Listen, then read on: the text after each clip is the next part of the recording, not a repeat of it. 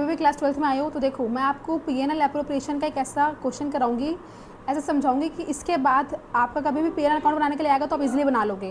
ध्यान से देखना, ये पर्टिकुलर अमाउंट ये हमारी डेबिट साइड होती है जहाँ पे हम अपने खर्चे लिखते हैं, ये हमारी क्रेडिट साइड होती है जहाँ पे हम सारी इनकम लिखते हैं। सबसे पहले हम लिखते हैं बाय P&L, जो भी P&L अकाउंट बना के हमारा नेट प्रॉफिट आया वो यहाँ लिखते हैं बाय P&L के नाम से। इसमें से हम 3 टाइप के एक्सपेंस माइनस करेंगे। कौन कौन से? The first is rent to partner, अगर हम पार्टनर को रेंट प्रोवाइड करें तो वो माइनस कर देंगे।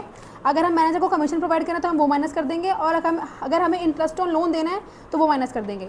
उसके बाद यहाँ पे हमारा आएगी इनकम की, जो हमारी इनकम होनी है।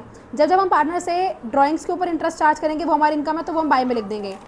डेबिट साइड में हमारे सारे आते हैं खर्चे, एक्सपेंसेस। तो देखो हमारे कौन कौन से एक्सपेंस हो सकते हैं। हम पार्टनर को कैपिटल के ऊपर इंटरेस्ट प्रोवाइड करेंगे तो to interest on capital, suppose A और बी। हम पार्टनर को सैलरी प्रोवाइड करेंगे, ए और बी।